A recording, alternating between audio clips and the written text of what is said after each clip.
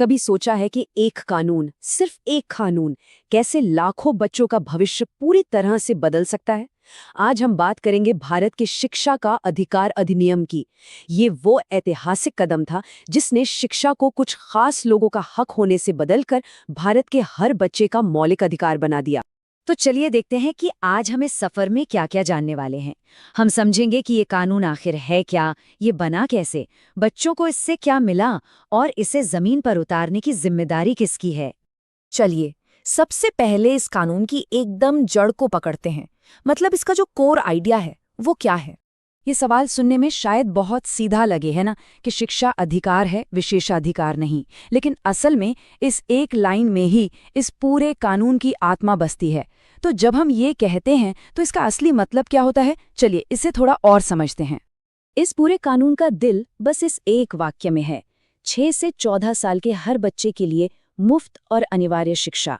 मतलब ये एक वादा है जो हर बच्चे को स्कूल के दरवाजे तक लाने की बात करता है, फिर चाहे वो किसी भी परिवार से आता हो, उसकी आर्थिक हालत कैसी भी हो।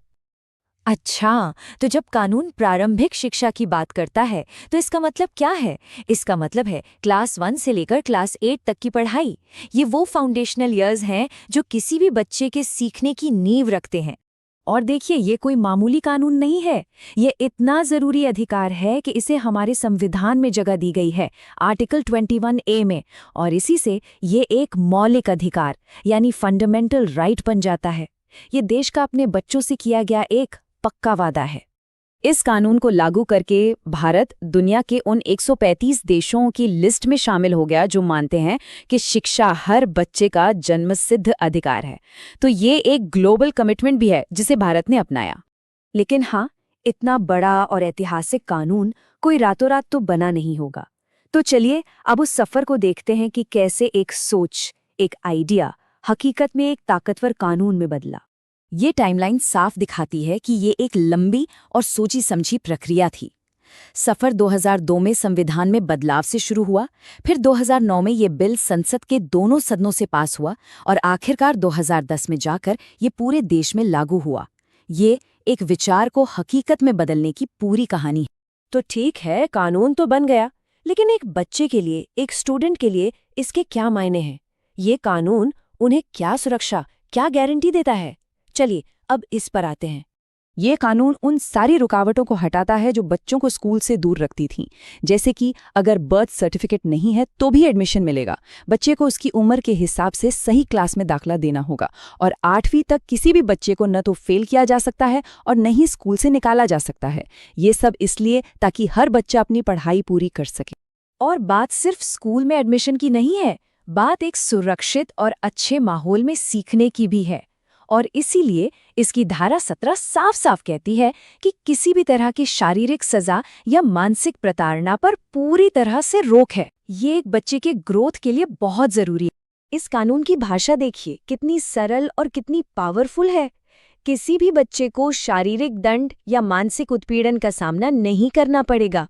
ये एक सीधा और साफ संदेश है कि स्कूल डरने की नहीं बल्कि सीखने की जगह है। तो ये तो साफ है कि ये अधिकार सिर्फ कागज पर एक वादा नहीं है। इसे हकीकत बनाने के लिए एक पूरे सिस्टम को मिलकर काम करना होता है। तो सवाल ये है कि किसकी क्या जिम्मेदारी है? यहाँ पर जिम्मेदारी को बांटा गया है। एक तरफ सरकार का ये फर्ज है कि वो बच्चों के घर के पास स्कूल मुहैया कराए, प्राइमरी के लिए 1 किलोमीटर और अपर प्राइमरी के लिए 3 किलोमीटर के दायरे में। और दूसरी तरफ माता पिता की ये जिम्मेदारी है कि वो अपने बच्चों को स्कूल भेजें। और ये जिम्मेदारियां स्कूलों और टीचर्स तक भी जाती हैं। जैसे कि हर स्कूल में एक मैनेजमेंट कमेटी बनानी होगी जिसमें माता पिता भी शामिल हों। टीचर्स के लिए कम से कम क्वालिफिकेशन तय की गई है। कोई भी टीचर प्राइवेट ट्यूशन नहीं पढ़ा सकता। और तो और टीचर से पढ़ाई के अलावा दूसरे काम नहीं करवाए जा सकते, बस कुछ अपवादों को छोड़कर। अच्छा, आप जरा कुछ ठोस नंबरों पर नजर डालते हैं। ये कानून सिर्फ बड़ी बड़ी बातें नहीं करता, बल्कि अपने लक्ष्यों को पूरा करने के लिए कुछ खास नियम और नंबर भी तय करता है। ये जो 25% का आंकड़ा है ना, ये एक बहुत ही बड़ा और क्रांतिकारी कदम है। इसका मतलब है कि हर प्राइवेट स्कूल को अपनी 25% सीटें गरीब और वंचित वर्ग के बच्चों के लिए आरक्षित रखनी होंगी। ये कदम सामाजिक बराबरी को बढ़ावा देता है। और ये 10% का नियम क्या कहता है?